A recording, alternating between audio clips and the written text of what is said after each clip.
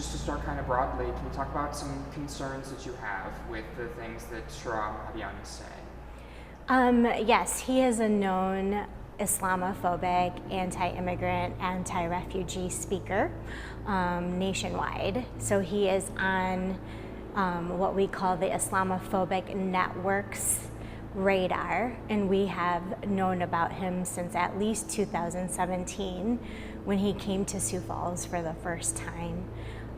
His general message is that he pits Islam, the religion of Islam, and Muslims as the enemy of the United States. He also pits mainstream Christians against his understanding of the gospel.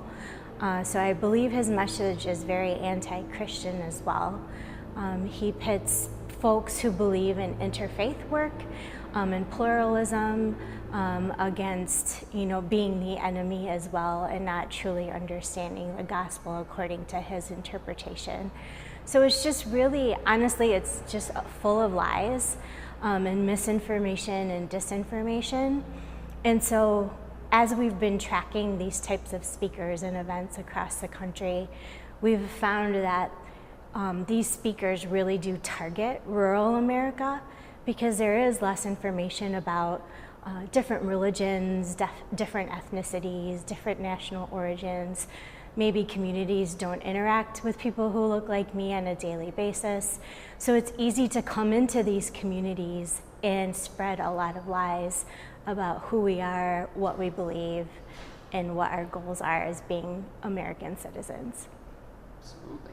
You mentioned interfaith there, and one of the big things that Hadian warns about is these Muslim Christian groups intermingling and finding common ground with their faith. How do you feel about that?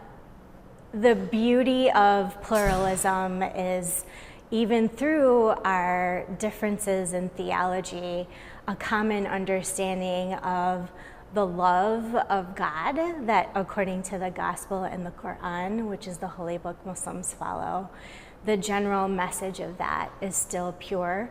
And faith communities have come together to celebrate those similarities and create relationships so we can better understand each other. And so his message really goes against communities coming together. He's just trying to divide us more. And you've mentioned a lot about information and education. Is there anything that you would want Christians who are thinking of going to this event to know about the Muslim faith? First and foremost, the interpretation that they're going to hear tonight is false and is not the truth. And just like any scholar of any religion, I would recommend going to those sources to understand the religion better. The day-to-day basis, they're more than welcome to go to any of the mosques that are located here in Sioux Falls. They're very open and very welcoming to observe how we practice our faith and have those discussions. But there's more opportunities to learn the truth. They can follow our organization, South Dakota Voices for Peace, where we spend a lot of time demystifying untruths about Muslims, immigrants, and refugees on social media. Absolutely. And these type of dialogues that Hadian is having and promoting, does this encourage treating individuals who are outside of Christianity as the enemy or some kind of foe? I think he makes mainstream Christianity also the enemy, because he talks a lot about how Christians who believe in interfaith work somehow have a great misunderstanding of the gospel. So I think he pits all of us as the enemy of I'm not sure what, but as an enemy.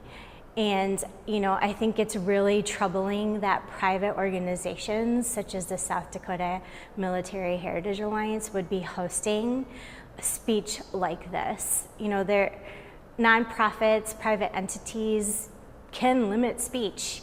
The freedom of speech is really to protect individuals against government intrusion, but it clearly shows the values of the Heritage Alliance and bringing someone like this into Sioux Falls and promoting the event on their website. Absolutely. And you mentioned there the military alliance. Sorry, my train of thought No, just it's got okay. discombobulated there. Can you talk about, is it possible for communities of different faiths to foster friendships and to intermingle? Because that's obviously goes against what Hadian is saying, you know. Do you feel it's possible? Is it possible? Yeah, it's very strong here in Sioux Falls. Our interfaith community comes together to celebrate, to break bread together, to rally against hate speakers, to provide information that is accurate and true. So the interfaith community in Sioux Falls specifically is very strong and very vibrant.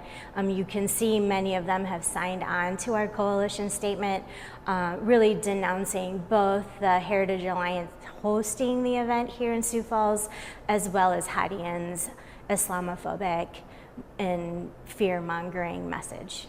Absolutely. And then do you have any advice or things that people can do if they are trying to bridge these interfaith gaps in the face of, you know, Hadian and people like him who see this division and this kind of adversarial nature of it? Yeah, I mean, education is key. Education from the right sources, from honest and truthful sources, legitimate sources is very important and very difficult to navigate if you're not sure where to look. So I really encourage people to start at South Dakota Voices for Peace's social media and website, where we do have accurate information and provide links to other sources of accurate information, and visit each other. I mean, I grew up in rural America. I went to Christian schools as a Muslim, so I would say my whole life is an example of what interfaith friendship and advocacy can look like. Absolutely. And can you talk about, especially in rural areas like this, how important that community is, especially community that kind of transcends faith? Yeah, faith is one part of who we are. You know, it is our guiding principle, and those guiding principles are what is similar. You know, the 10 Commandments, if you will, loving our neighbor, doing unto others as we'd want to do unto ourselves.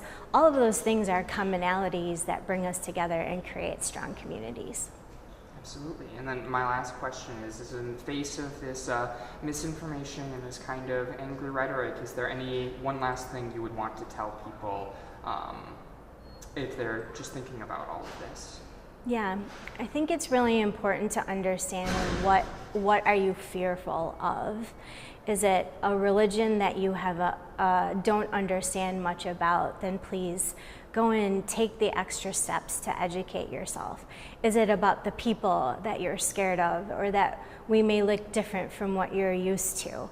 Then come visit us and get to know us. That's the best way to really learn about other communities and build friendships at the same time.